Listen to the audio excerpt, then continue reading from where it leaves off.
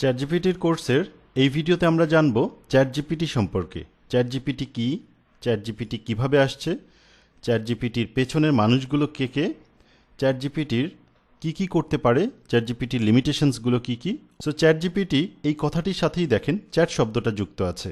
Chat মানে হচ্ছে conversation, এবং চ্যাটজিপিটির আরেকটা নাম হচ্ছে কনভারসেশনাল এআই। কনভারসেশনাল এআই কি? একজন মানুষের সাথে একজন মানুষ যেভাবে কনভারসেশন করতে পারে ঠিক একই ওয়েতে আপনি চ্যাটজিপিটির সাথে কনভারসেশন করতে পারবেন। এর মানে হচ্ছে 1 to 1।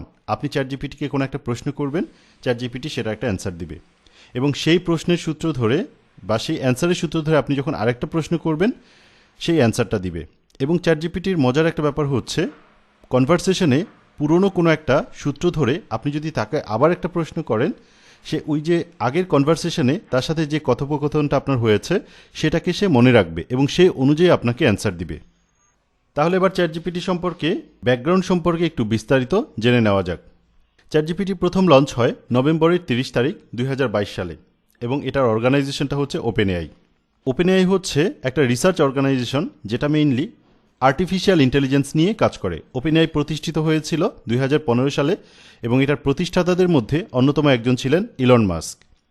বর্তমানে ওপেন এআইয়ের সিইও স্যাম আল্টম্যান।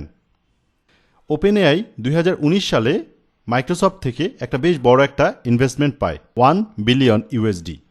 ওপেন এআইয়ের উল্লেখযোগ্য এখন পর্যন্ত যে আর্টিফিশিয়াল ইন্টেলিজেন্সগুলো তৈরি হয়েছে তার মধ্যে সবচেয়ে পপুলার যে কয়টা আছে সেগুলোর মধ্যে GPT-3, চ্যাটজিপিটি যেটাকে আমরা বলতে পারি GPT 3.5 এবং ডেল-ই। সো এর মধ্যে GPT-3 কাজ করে মেইনলি কন্টেন্ট নিয়ে বা ল্যাঙ্গুয়েজ নিয়ে, রাইটিং নিয়ে। চ্যাটজিপিটি কাজ করে কনভারসেশনাল এআই বা কনভারসেশনাল ফরম্যাটে, এবং ডেল-ইটা হচ্ছে ইমেজ নিয়ে কাজ করে। আপনারা এখন হয়তোবা শুনে থাকবেন ইমেজ এআই, বা আপনি আর্টিফিশিয়াল ইন্টেলিজেন্সের মাধ্যমে ইমেজও জেনারেট করতে পারবেন। ইউনিক ইমেজ, নিজে যেরকম করে ইমেজ চাচ্ছেন ঠিক সেরকম করেই আপনাকে ইমেজ জেনারেট করে দিবে। এই টেকনোলজিটা নিয়ে মেইনলি কাজ করে ডেল-ই।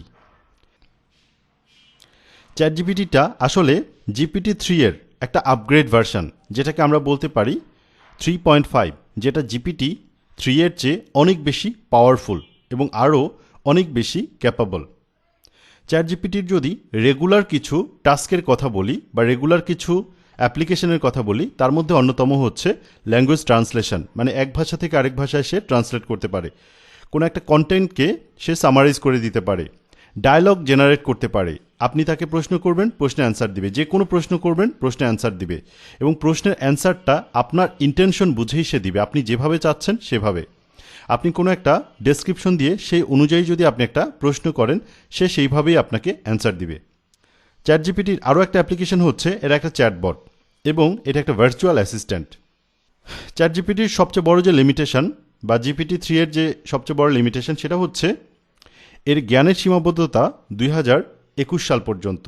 মানে 2021 সালের পর পৃথিবীতে যা হয়েছে কোনো কিছুই এই আর্টিফিশিয়াল ইন্টেলিজেন্সের কাছে নেই, বা কোনো তথ্যই আর্টিফিশিয়াল ইন্টেলিজেন্স জানে না 2021 সালের পর। চ্যাটজিপিটির ওয়েবসাইট হচ্ছে chat.openai.com। সো চ্যাটজিপিটির কোন কোন কাজগুলো করতে পারে বা কোন কোন কাজগুলো করতে পারে না, এখানে কিছু এক্সাম্পল দেওয়া আছে। যেমন আপনি যদি চান explain quantum computing in simple terms, এভাবে যদি একটা কমান্ড দেন, তাহলে আপনাকে কোয়ান্টাম কম্পিউটিং সম্পর্কে খুব সুন্দর করে, খুব সহজ করে আপনাকে উপস্থাপন করবে চ্যাটজিপিটি। আপনি চ্যাটজিপিটিকে প্রশ্ন করতে পারেন, got any creative ideas for a 10 years old's birthday, সে অনুযায়ী আপনাকে সে আইডিয়া দিবে। তারপর আপনি চ্যাটজিপিটিকে প্রশ্ন করতে পারেন, how do I make an HTTP request in JavaScript, সে আপনাকে খুব সুন্দর করে HTTP রিকোয়েস্ট কিভাবে তৈরি করবেন তার একটা জাভাস্ক্রিপ্টের স্ক্রিপ্ট করে দিবে। চ্যাটজিপিটির ক্যাপাবিলিটিসগুলো কী কী?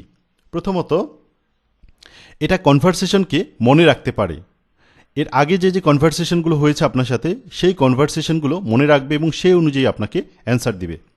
ধরেন আমি তাকে বললাম যে আমি একটা কন্টেন্ট লিখতে চাচ্ছি SEO এর উপরে, তুমি আমাকে 10টা আইডিয়া দাও। সো সে আপনাকে নম্বর 1, নম্বর 2, নম্বর 3 এরকম করে 10টা কন্টেন্ট জেনারেশনের আইডিয়া দিল। সো আপনি সূত্র ধরে পরের বারই প্রশ্ন করলেন যে আমাকে 4 নম্বর পয়েন্ট নিয়ে লিখে দাও। সে 4 নম্বর পয়েন্টটাকে আবার রিকল করবে যে 4 নম্বর পয়েন্টটা সে কী দিয়েছিল, এবং সেই অনুযায়ী সে আবার আপনাকে রিপ্লাই করবে, আপনাকে রেজাল্ট দিবে। চ্যাটজিপিটি ফলো আপ কারেকশন করতে পারে। চ্যাটজিপিটিকে যদি আপনি কোনো ইনঅ্যাপ্রোপ্রিয়েট রিকোয়েস্ট করেন সেটাকে সে খুব সহজেই ডিক্লাইন করতে পারে। এবার আসেন চ্যাটজিপিটির লিমিটেশনসগুলো কী কী। চ্যাটজিপিটি অনেক সময় ইনকারেক্ট ইনফরমেশন প্রোভাইড করতে পারে। চ্যাটজিপিটি অনেক সময় ক্ষতিকর বা বায়াস টাইপের কন্টেন্ট তৈরি করে।